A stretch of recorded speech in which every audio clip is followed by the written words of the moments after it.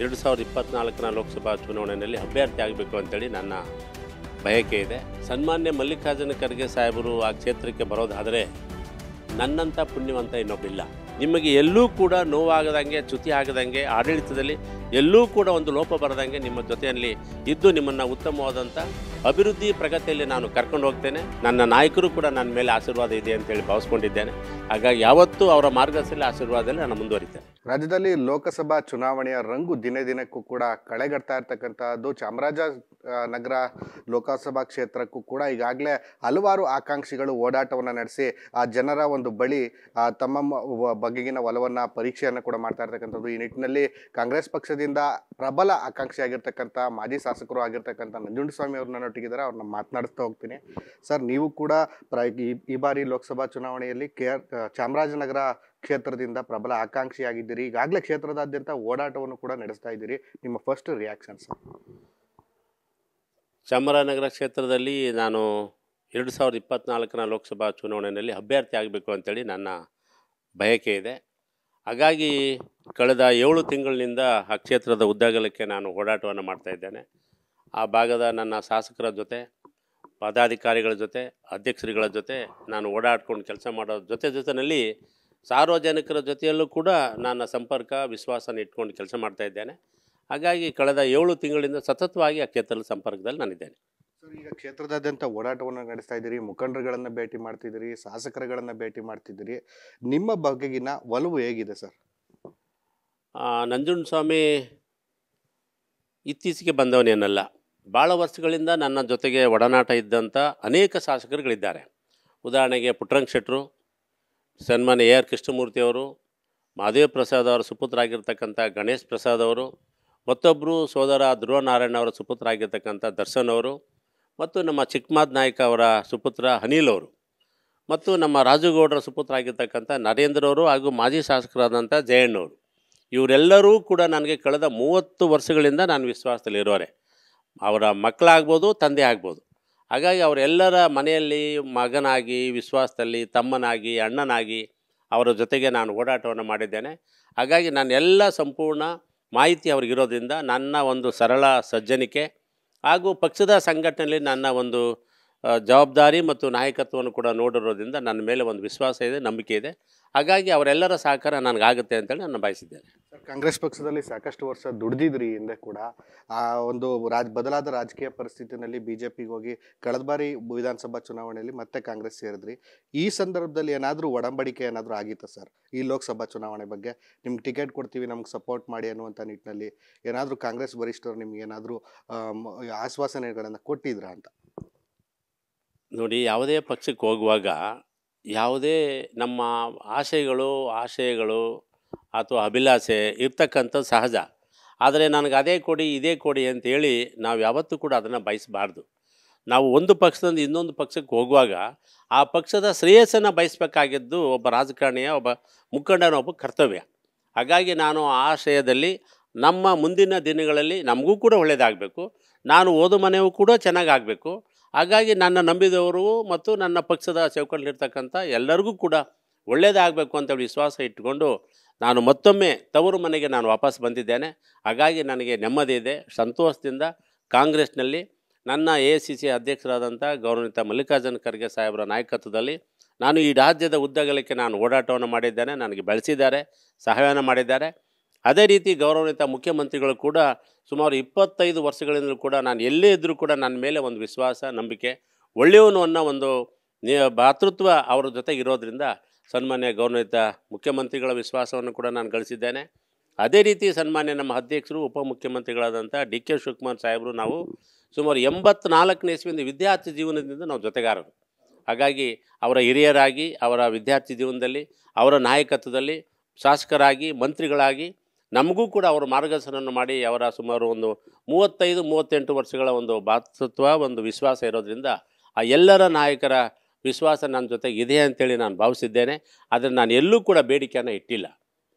ನಾನು ಇಷ್ಟೇ ಹೇಳಿದೆ, ಸರ್ ನನಗೆ ಬೇಸರ ಆಗಿದೆ, ನಾನು ಮತ್ತೆ ತಮ್ಮ ಮನೆಗೆ ಬರ್ತಾ ಇದ್ದೇನೆ, ನನ್ನ ಮನೆಗೆ ನಾನು ಸೇರಿಕೊಳ್ತಾ ಇದ್ದೇನೆ, ದಯಮಾಡಿ ನನಗೆ ನಿಮ್ಮ ಸಹಕಾರ ಇಲ್ಲಿ ಮುಂದಿನ ದಿನಗಳಲ್ಲಿ ನನಗೆ ಯಾವ ರೀತಿಯಲ್ಲಿ ಒಂದು ಸಹಾಯ ಮಾಡಿ ಅಂತೇಳಿ ಅವ್ರು ಹೇಳಿದ್ದೀನಿ ಅಷ್ಟೇ. ಅದರಂತೆ ಅವರು ಆಯ್ತಪ್ಪ, ಈ ಚುನಾವಣೆಯಲ್ಲಿ ನೀನೆಲ್ಲ ಕಡೆ ಓಡಾಡು, ನಮ್ಮ ಅಭ್ಯರ್ಥಿಗೆ ಸಹಾಯ ಮಾಡು, ಗೆಲುವಾಗಲಿ, ನಮ್ಮ ಸರ್ಕಾರ ಬರಲಿ, ಮುಂದೆ ನೋಡೋಣ ಅಂತ ಹೇಳಿದರು. ಹಾಗಾಗಿ ಆ ದಿಕ್ಕಿನಲ್ಲಿ ನಮ್ಮ 8ರಲ್ಲಿ 7ನ್ನು ನಾವು ಕಾಂಗ್ರೆಸ್ ಅಭ್ಯರ್ಥಿಗಳು ಸನ್ಮಾನ್ಯ ಮುಖ್ಯಮಂತ್ರಿಗಳ ನಾಯಕತ್ವದಲ್ಲಿ ಅವರ ವಿಶ್ವಾಸದಲ್ಲಿ 7ಕ್ಕೆ 8ಕ್ಕೆ 7ನ್ನು ನಾವು ಗೆದ್ದಿದ್ದೇವೆ. ಒಂದು ಆಕಸ್ಮಿಕವಾಗಿ ನಮಗೆ ಸೋಲಾಗಿದೆ. ಹಾಗಾಗಿ ಆ ನಂಬಿಕೆ ವಿಶ್ವಾಸನ ನಾನು ಇಟ್ಕೊಂಡಿದ್ದೇನೆ. ನನ್ನ ನಾಯಕರು ಕೂಡ ನನ್ನ ಮೇಲೆ ಆಶೀರ್ವಾದ ಇದೆ ಅಂತೇಳಿ ಭಾವಿಸ್ಕೊಂಡಿದ್ದೇನೆ. ಹಾಗಾಗಿ ಯಾವತ್ತೂ ಅವರ ಮಾರ್ಗದಲ್ಲಿ ಆಶೀರ್ವಾದದಲ್ಲಿ ನಾನು ಮುಂದುವರಿತೇನೆ. ಚಾಮರಾಜನಗರ ಅಂತ ಹೇಳಿದ್ರೆ ಸರಳ ಸಜ್ಜನಿಕೆ ರಾಜಕಾರಣಿ, ರಾಜ್ಯದ ನಂಬರ್ 1 ಸಂಸದರು ಅಂತ ಗುರುತಿಸ್ಕೊಂಡಿದ್ದಂಥ ಧ್ರುವ ನಾರಾಯಣರವರ ಪ್ರತಿನಿಧಿಸ್ತಿದ್ದಂಥ ಕ್ಷೇತ್ರ. ಅವರ ಸರಿಸಮಾನರಾಗಿ ನಂಜುಂಡಸ್ವಾಮಿಯವರು ಒಂದು ಪರ್ಯಾಯ ಅಭ್ಯರ್ಥಿಯಾಗಿ ಕಾಂಗ್ರೆಸ್ಗೆ ಸಿಗ್ತಾರಾ?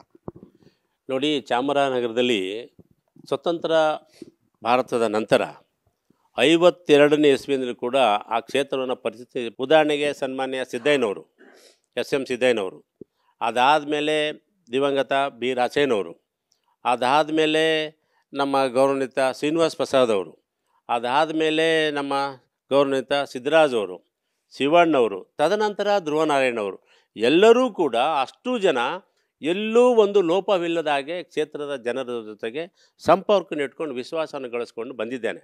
ಅದರಲ್ಲಿ ಬಹುತೇಕ ಅರ್ಧದಷ್ಟು ನಾಯಕರ ಜೊತೆಗೆ ನಾನೂ ಓಡಾಡೋದ್ರಿಂದ ಅವರ ಒಂದು ಮಾರ್ಗದರ್ಶನ, ಅವರ ಒಂದು ಆಡಳಿತದ ವಿಶಾಲತೆಯನ್ನು ನಾನು ಅರ್ಥ ಮಾಡ್ಕೊಂಡಿರೋದ್ರಿಂದ ಆ ಕ್ಷೇತ್ರದ ಜನ ನನ್ನ ನಂಬಿದ್ದಾರೆ. ಆ ದಿಕ್ಕಿನಲ್ಲಿ ನಾನು ನನ್ನ ಗುರಿಯನ್ನು ಮುಟ್ಟಿ ಯಶಸ್ಸಾಗ್ತೀನಿ ಅಂತೇಳಿ ನಾನು ಅಂದ್ಕೊಂಡಿದ್ದೇನೆ. ಭಾಳ ನೇರವಾದಂಥ ಪ್ರಶ್ನೆ. ನಿಮ್ಮೊಟ್ಟಿಗೆ ಹಲವು ಪ್ರಭಾವಿ ಆಕಾಂಕ್ಷಿಗಳು ಕೂಡ ನಿಮ್ಮೊಟ್ಟಿಗೆ ಟಿಕೆಟ್ಗಾಗಿ ಪೈಪೋಟಿಯನ್ನು ನಡೆಸ್ತಾ ಇದ್ದಾರೆ. ಅದರಲ್ಲಿ ಪ್ರಮುಖರಾದಂಥವರು ಜಿಲ್ಲಾ ಉಸ್ತುವಾರಿ ಸಚಿವರ ಪುತ್ರರಾದಂಥ ಸುನೀಲ್ ಬೋಸ್ರವರು ಮತ್ತು ಪುಷ್ಪಾ ಅಂಬರ್ನಾಥ್ರು. ಇವರೆಲ್ಲರ ನಡುವೆ ನಂಜುಂಡಸ್ವಾಮಿ ಅವರು ಟಿಕೆಟ್ ತಗೊಳ್ಳೋದ್ರಲ್ಲಿ ಸಫಲರಾಗ್ತಾರಾ? ನೋಡಿ, ಇದು ಕಾಂಪಿಟೇಷನ್ ಅಂತ ಅನ್ನಲ್ಲ. ಇದು ಪಕ್ಷ, ಒಂದು ಸಂಘಟನೆಯ ನೇತೃತ್ವದಲ್ಲಿ ನಾವು ಎಲ್ಲರೂ ಕೂಡ ಸಾಗ್ತಾ ಇದ್ದೇವೆ. ಕೊನೆಯಲ್ಲಿ ಯಾವುದೇ ನಿರ್ಧಾರ ವರಿಷ್ಠರು ತೀರ್ಮಾನ ಮಾಡ್ತಕ್ಕಂಥದ್ದು. ನಮ್ಮ ಆಶಯಗಳನ್ನು ನಾವು ಇಂಥದ್ದಾಗಬೇಕು ಅಂಥದ್ದಾಗಬೇಕು ಅಂತ ಬಯಸೋದು ನಮ್ಮ ಕರ್ತವ್ಯ ಮತ್ತು ನಮ್ಮ ಒಂದು ವಿಶ್ವಾಸ. ಆದರೆ ಒಟ್ಟಾರೆ ತೀರ್ಮಾನ ಅಂತಿಮವಾಗಿ ವರಿಷ್ಠರ ಗುರಿಗೆ. ಹಾಗಾಗಿ ನಾವೆಲ್ಲ ಏನು ಹೇಳ್ತೀವಿ, ವರಿಷ್ಠ ಏನು ಹೇಳ್ತಾರೆ, ನೀವು ಎಷ್ಟೇ ಜನ ಏನೇ ಇದ್ರೂ ಕೂಡ ಅಲ್ಟಿಮೇಟ್ಲಿ ನಾವೇನು ಹೇಳ್ತೀವಿ ಅದಕ್ಕೆ ನೀವೆಲ್ಲರೂ ತಲೆಬಾಗಬೇಕು ಅಂತ ಹೇಳ್ತಾರೆ. ಅದಕ್ಕೆ ಎಲ್ಲರೂ ಕೂಡ ಶಿರಸು ವಹಿಸಿ ತಲೆಬಾಗಿ ನಾಯಕರ ಅವರ ನಡವಳಿಕೆಗಳೇನಿದೆ ಅವರ ತೀರ್ಮಾನಕ್ಕೆ ನಾವೆಲ್ಲರೂ ಕೂಡ ಬದ್ಧರಾಗಿ ಅವರಿಗೆ ಎಲ್ಲೂ ಕೂಡ ಚ್ಯುತಿ ಬರದಾಗೆ, ಧಕ್ಕೆ ಬರದಾಗೆ ನಡ್ಕೊಂಡು ಹೋಗಬೇಕಾಗಿರೋದು ನಮ್ಮ ಕರ್ತವ್ಯ. ಆ ದಿಕ್ಕಿನಲ್ಲಿ ನಾನು ಸಾಗ್ತಾ ಇದ್ದೇನೆ. ಕಳೆದ ಒಂದು 15-20 ದಿನದಿಂದ ಚಾಮರಾಜನಗರ ಕ್ಷೇತ್ರದ ವಿಚಾರವಾಗಿ ಮತ್ತೊಂದು ವಿಚಾರ ಮುನ್ನೆಲೆಗೆ ಬಂದಿದೆ. AICC ಅಧ್ಯಕ್ಷರಾದಂಥ ಮಲ್ಲಿಕಾರ್ಜುನ ಖರ್ಗೆ ಅವರೇ ಈ ಒಂದು ಕ್ಷೇತ್ರವನ್ನು ಪ್ರತಿನಿಧಿಸ್ತಾರೆ, ಇಲ್ಲಿ ಚುನಾವಣೆಗೆ ನಿಲ್ತಾರೆ.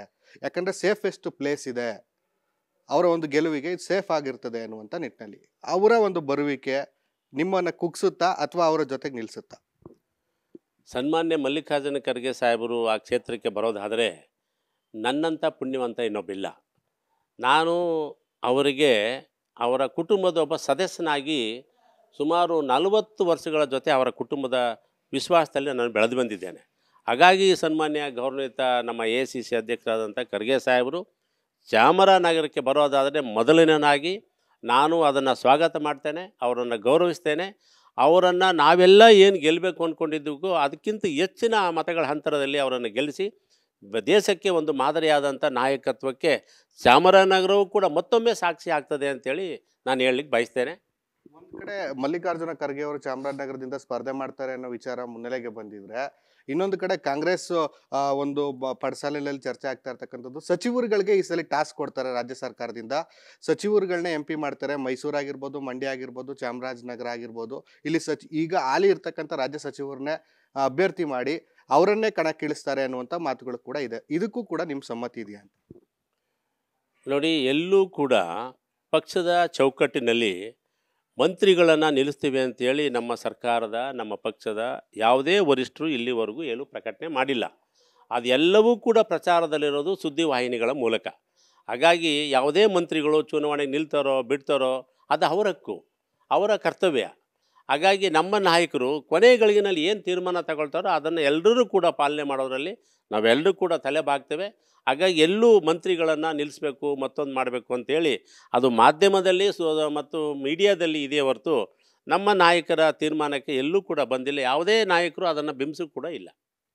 ಕೊನೆಯದಾಗಿ ಮತದಾರರಿಗೆ ಏನು ಹೇಳಕ್ಕೆ ಇಷ್ಟಪಡ್ತೀರಿ ಸರ್, ಚಾಮರಾಜನಗರ ಕ್ಷೇತ್ರದ ಮತದಾರರಿಗೆ? ನೋಡಿ, ನಾನು ಚಾಮರಾಜನಗರ ಲೋಕಸಭಾ ಕ್ಷೇತ್ರಕ್ಕೆ ಸಂಸದನಾಗಬೇಕು ಅಂತೇಳಿ ಬಯಸೋದ್ರಿಂದ ನಾನು ತಮ್ಮ ಮೂಲಕ ಮಾತಾಡಿದಾಗ ಎಸ್ ಸಿದ್ದಯ್ಯನವರಿಂದ ಪ್ರಾರಂಭ ಆದಂಥ ಕ್ಷೇತ್ರ ಇವತ್ತು ಪ್ರಸ್ತುತ ಗೌರವಾನ್ವಿತ ಶ್ರೀನಿವಾಸ್ ಪ್ರಸಾದ್ ಅವರ ನಾಯಕತ್ವದಲ್ಲಿ ಆ ಕ್ಷೇತ್ರ ಇದೆ. ಅಷ್ಟು ಜನರು ವಿಶ್ವಾಸದಲ್ಲಿರ್ತಕ್ಕಂಥ ಅಷ್ಟೂ ಜನರು ಕೂಡ ಎಲ್ಲರೂ ಯಾರಿಗೂ ತಪ್ಪಾಗದಂಗೆ ಒಬ್ಬ ಪ್ರಾಮಾಣಿಕ, ದಕ್ಷ, ಸರಳ, ಸಜ್ಜನಿಕೆಯ ಚುನಾಯಿತ ಪ್ರತಿನಿಧಿಗಳಾಗಿ, ಜನಸೇವಕರಾಗಿ ಆ ಕ್ಷೇತ್ರದ ಜನಮಾನಸರ ಮನಸ್ಸನ್ನು ಗೆದ್ದಿದ್ದಾರೆ. ಅದರ ಜೊತೆಯಲ್ಲಿ ನಾನೂ ಕೂಡ ಓಡಾಡಿರೋದ್ರಿಂದ ನನಗೆ ಆ ವಿಶ್ವಾಸ ಇದೆ. ಆ ಜನಮಾನಸರ ಮನಸ್ಸನ್ನು ಮತ್ತೊಮ್ಮೆ ನಾನು ಗೆಲ್ಲುವುದರ ಮೂಲಕ ಏನು ಆ ನಾಯಕರು ಇಲ್ಲಿವರೆಗೆ ಆ ಕ್ಷೇತ್ರದ ಪ್ರತಿನಿಧಿಗಳಾಗಿ ಜನರ ಸೇವೆಯನ್ನು ಮಾಡಿದರು, ಆ ದಿಕ್ಕಿನಲ್ಲಿ ನಾನು ಕೂಡ ಸಾಗ್ತೇನೆ. ನನ್ನ ಮೇಲೂ ನಂಬಿಕೆ, ಭರವಸೆಗಳು ನೀಡಿ ನಿಮಗೆ ಎಲ್ಲೂ ಕೂಡ ನೋವಾಗದಂಗೆ, ಚ್ಯುತಿ ಆಗದಂಗೆ, ಆಡಳಿತದಲ್ಲಿ ಎಲ್ಲೂ ಕೂಡ ಒಂದು ಲೋಪ ಬರದಂಗೆ ನಿಮ್ಮ ಜೊತೆಯಲ್ಲಿ ಇದ್ದು ನಿಮ್ಮನ್ನು ಉತ್ತಮವಾದಂಥ ಅಭಿವೃದ್ಧಿ ಪ್ರಗತಿಯಲ್ಲಿ ನಾನು ಕರ್ಕೊಂಡು ಹೋಗ್ತೇನೆ. ನಿಮ್ಮಲ್ಲಿ ನಾನು ಕೂಡ ಒಬ್ಬನಾಗಿ, ನಿಮ್ಮ ಮನೆಯ ಮಗನಾಗಿ ನಿಮ್ಮ ಜೊತೆಗೆ ಯಾವತ್ತೂ ಕೂಡ ಇರಲಿಕ್ಕೆ ಬಯಸ್ತೇನೆ ಅಂತೇಳಿ ನನ್ನ ಕ್ಷೇತ್ರದ ಜನರಿಗೆ ವಿಶ್ವಾಸವನ್ನು ಗಳಿಸೋದಕ್ಕೆ ನಾನು ನಿಮ್ಮ ಮೂಲಕ ನನ್ನ ಮತದಾರರಿಗೆ ವಿನಂತಿ ಮಾಡ್ತೇನೆ. ನನ್ನ ನಾಯಕರಲ್ಲೂ ಕೂಡ ಗೌರವಪೂರ್ವಕವಾದಂಥ ವಿನಂತಿಗಳನ್ನು ಮಾಡೋರ ಮೂಲಕ ಆ ಕ್ಷೇತ್ರದಲ್ಲಿ ನನಗೆ ಮತ್ತೊಮ್ಮೆ ಕ್ಷೇತ್ರದಲ್ಲಿ ಪ್ರತಿನಿಧಿಯಾಗಿ ಸೋದರ ಧ್ರುವ ನಾರಾಯಣ್ ಅವ್ರನ್ನ ನೆನೆಸ್ಕೊಳ್ತಕ್ಕಂಥ ಒಂದು ಅವಕಾಶವನ್ನು ಮಾಡಿಕೊಡ್ಬೇಕು ಅಂತೇಳಿ ನಾನೆಲ್ಲ ಪಕ್ಷದ ಮುಖಂಡರಲ್ಲಿ, ಮತದಾರರುಗಳಲ್ಲಿ, ನಾಯಕರಲ್ಲಿ, ಪದಾಧಿಕಾರಿಗಳಲ್ಲಿ ನಿಮ್ಮ ಮೂಲಕ ನಾನು ಅವರಲ್ಲಿ ಅತ್ಯಂತ ಸವಿನಯ, ಕಳಕಳಿಯ ವಿನಂತಿಗಳನ್ನು ನಾನು ನಿಮ್ಮ ಮೂಲಕ ಮಾಡಲಿಕ್ಕೆ ಬಯಸ್ತೇನೆ. ಇದಿಷ್ಟು ಚಾಮರಾಜನಗರ ಲೋಕಸಭಾ ಕ್ಷೇತ್ರದ ಆಕಾಂಕ್ಷಿಯಾಗಿರ್ತಕ್ಕಂಥ ಮಾಜಿ ಶಾಸಕರು ಆಗಿರ್ತಕ್ಕಂಥ ನಂಜುಂಡಸ್ವಾಮಿ ಅವರ ಮಾತಾಗಿರ್ತಕ್ಕಂಥದ್ದು. ಕ್ಯಾಮ್ರಾ ಪರ್ಸನ್ ನಿತಿನ್ ಅರಸು ಜೊತೆ ಸಂದೀಪ್ ಕುಮಾರ್, ಸುದ್ದಿನಾಡು, ಮೈಸೂರು.